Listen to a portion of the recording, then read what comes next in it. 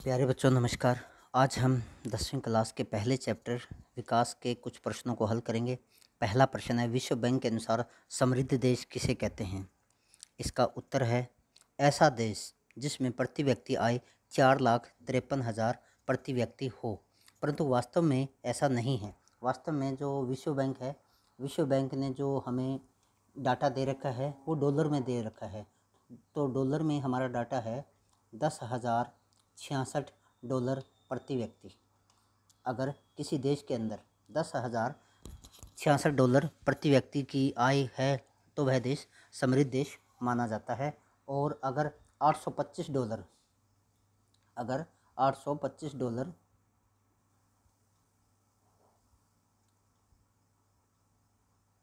अगर 825 डॉलर से कम का डाटा कम की आय अगर होती है तो वह निम्न आय वर्ग में शामिल होता है। अगला प्रश्न देखेंगे, विश्व बैंक के अनुसार किन देशों को निम्न आय की श्रेणी में रखा जाता है? तो मैंने जैसे पहले ही बता दिया कि 825 डॉलर प्रति व्यक्ति आय अगर है तो वो, या इससे भी कम है तो वो निम्न आय वर्ग में आता है। और अगर रुपए में इसे देखें तो ये 37,000 रुपये वार्षिक से कम होगा। अब कुछ बच्चे सोच रहे होंगे कि 825 डॉलर को अगर 72 से गुणा करते हैं जो आज का डॉलर का रेट है तो 37,000 नहीं आएगा। तो ये जो डाटा है 37,000 वाला, ये 2004-05 के आसपास का है। आज जो डाटा है हमारा वो 825 डॉलर ही लिखिए आप, अगर आपके एग्ज़ाम में आता है। अब आपके मन में एक प्रश्न ये भी आता होगा कि भारत में प्रति व्यक्ति आय क्या है 2019-20 की? तो 2019-20 में भारत में प्रति व्यक्ति आय 1875 रुपये है। 1875 रुपये है। कितनी है? 1875 रुपये है। आगे तीसरा प्रश्न देखिए, 2020 में भारत की प्रति व्यक्ति आय क्या थी? तो 1877 अमेरिकी डॉलर प्रति व्यक्ति है। 1877 अमेरिकी डॉलर प्रति व्यक्ति। एक नवीकरणीय संसाधन का उदाहरण दो। तो नवीकरणीय संसाधन कहते हैं रिन्यूएबल सोर्सेज को। तो रिन्यूएबल सोर्सेज कौन से होते हैं? जिनका पुनर्चक्रण हो जाए पारिस्थितिकी तंत्र में अपने आप। तो इसमें आते हैं जैसे ऑक्सीजन है, जल है, सौर ऊर्जा है। तो आप इनमें से किसी एक का नाम लिख सकते हो। एक गैर नवीकरणीय योग्य संसाधन का उदाहरण दो। तो गैर नवीकरणीय योग्य संसाधन वो है जिसको प्रकृति के अंदर पुनः चक्रण होने में बहुत ज़्यादा लंबे समय लग जाएगा। जैसे खनिज तेल है। अब खनिज तेल जो हमारी पृथ्वी के नीचे है उसे तैयार होने में करोड़ों अरबों साल लग गए हैं। तो इसलिए इनका सीमित उपयोग है। अगला प्रश्न है, राष्ट्रीय आय से क्या आशय है?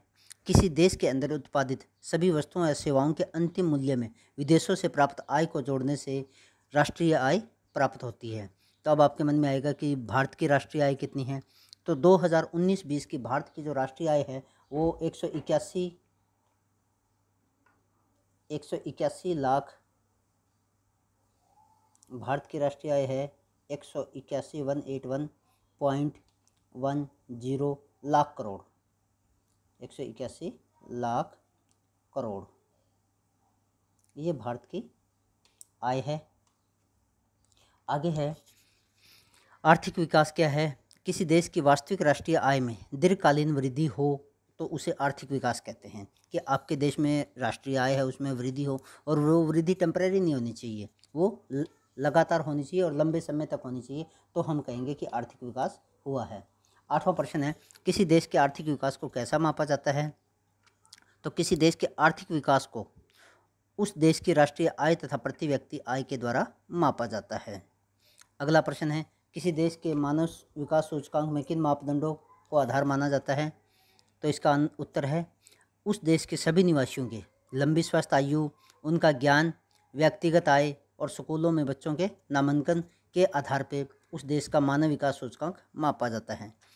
10वां प्रश्न है, प्रथम पंचवर्षीय योजना कब शुरू की गई? ये कब गलत लिखा गया है, यहाँ पे कब आएगा।